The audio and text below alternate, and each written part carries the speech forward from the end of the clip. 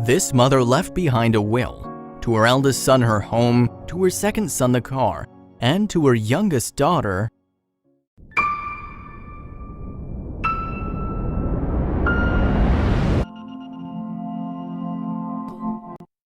But before we start, please make sure to subscribe and hit the bell so you never miss an upload from us. Also, leave a like right now. The true story you'll see in this video was sent to us by a 30-year-old writer, only identifying herself as Isabel, who wanted to share her life experiences. She remembers what happened as if it were yesterday. A few years ago, in the Argentinian capital Buenos Aires, in a neighborhood called Palermo on the country's coast, there was a typical couple living happily ever after. They gave birth to their first son, then the second, and after some time, decided to adopt a daughter. Years passed and the children grew up. The eldest fell in love, dropping out of university, getting married, and going to live independently with his wife. The second son moved out to another neighborhood, wanting to be closer to his university, getting an apartment with the help of his father. The third adoptive daughter was still a minor, so she stayed home as she continued her studies in high school. But the family's happiness soon came to an end. Their father, the family's pillar of support, suddenly passed away from a heart attack. It was an unexpected, fateful day. On the day of the funeral, neither of his sons attended despite knowing it was on. The youngest daughter accompanied her mother, as some friends and family were in attendance. Of course, the mother was reeked with sadness. The loss of her husband was already a hard enough blow to her heart, but the fact that neither of their sons went to say goodbye to their father was worse, and she didn't understand. The man who died gave them everything and took care of them all their lives. The eldest son just apologized, saying he couldn't get any time off work. And the second son said he was in the middle of exam period and was simply studying with a heavy heart. The woman had no choice but to accept their excuses. And after her husband's death, she received his inheritance. She became the proprietor of the house and everything they'd shared before, including the car, an expensive modern car that her husband had gone to great lengths to obtain and pay for.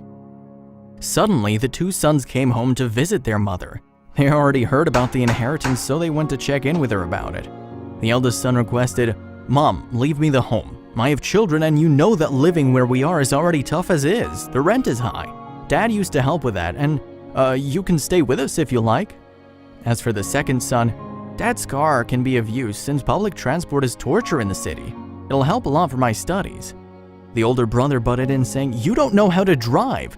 Besides, I need it too. I have kids, you know." "Yes, but I need the car to go to my studies." The youngest daughter, listening in on the conversation, asked, "What can I ask for?" The mother suddenly spoke up. "I'm grateful that you came to see me even for this." While her children finally listened to her for once, she added, "I'm not dead yet. I can't take this anymore. I'll tell you what I'll do." She told the eldest that he could live there with her, but he wouldn't get the deed to the house, and the second wouldn't get the car. Angry, the two men left the house. With time, their visits to their mother were less and less frequent. Even if they did show up, it was always to do with the inheritance and their mother giving in and giving them what they asked for. It was the first time they'd been deprived of something. But the question is, why didn't the mother want to give in to her kids' wants? Her whole life she'd refused to face reality, but she knew she couldn't continue. It was wrong to spoil them and give them everything. It was her and her husband's fault in the first place, as they spoiled their children from a young age. Little by little, the brothers stopped visiting their mother altogether, realizing that she wouldn't give them anything.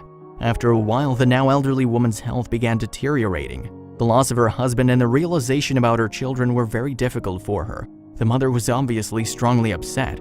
She only now woke up and realized how greedy and cruel her children grew up. Only the youngest daughter, Isabel, was always by her side.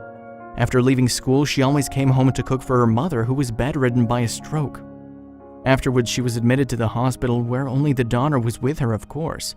She was discharged eventually, but couldn't really move much, so relied even more on her daughter's help. Then, a new tragedy struck the house as the mother passed away from another stroke. It's not known whether it was from the guilt over her children or from the sadness of losing her husband, or maybe both. Yes, grief itself often attracts disease. Before passing away, though, she left a will. Of course, the eldest inherited the house and the second the car, since he loved it so much. And as for Isabel, well, nothing much. In fact, there was nothing for her in her will at all. But Isabel remembered that her mother told her something before her death. "My daughter, I want to give you this box that I've always kept under my bed. It's been around for a long time and I want you to open it when you turn 18. This is my gift to you. I'm sorry I can't be there with you." The girl took the box, which wasn't heavy at all, but she never asked about it because she didn't even want to think of a world without her mother. As soon as they received word of their mother's death, the two brothers started preparing documents to receive the inheritance. They seemed more relieved and happy than grieving. The eldest told Isabel, "Since you're still a minor, I don't want to take responsibility for you. Also, you're not my sister, and to be honest, I'd have to pay more just to keep you around. I'm sorry. Ask my brother if he'll let you stay with him instead." The girl knew very well what the other brother would respond. Luckily, her mother had gotten in touch with her aunt right before her passing. Isabel's aunt, living in a nearby province, agreed to take her in. So the girl packed her things and went to the bus station looking for her aunt. She was greeted with open arms. Her aunt was a teacher at a school and a single woman, so she was happy for the company.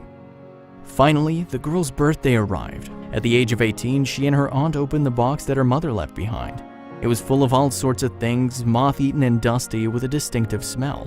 It was mostly pictures, and the girl started crying when she saw pictures of her family. Eventually, Isabel realized there was a false bottom and with the help of a knife opened it. She found a letter written in her mother's hand. "My daughter, forgive me for not including you in the will. If I leave everything to you, your older brother will become your guardian and start processing documents to withdraw your inheritance. Same with your second brother. By the time you'd become an adult, you wouldn't have had anything left, so I had to think things through. I'd always spoiled those two as you saw. I'm sorry for what I did, but it's enough that you're my daughter and we always love you. Your father and I, though we didn't know it much, you should know that the most important asset your father left was you, not the house or the car. Your father had a brother who lived in DC and was away. This brother never married and worked in journalism. He owned several houses here too and made a good amount of money. He died long ago and left your father most of the possessions, then he married me. We never discussed this with you. Your father never wanted to get anything from his brother, but he was the sole heir by law. I couldn't leave you with nothing, so I re-registered you and my sister as the heirs. Your brothers don't know about this. It's worth quite a bit more than the house or the car. Once again, forgive us if we weren't good enough parents." Isabel and her aunt then found more documents confirming the letter's contents. They had in fact been the heirs to that enormous fortune. No doubt an incredible story. Sometimes it turns out that our children become the most cruel. But do you give them everything and satisfy their wanton wants? This mother seems to have awakened to her errors, eventually doing the right thing. We thank Isabel for telling us her story.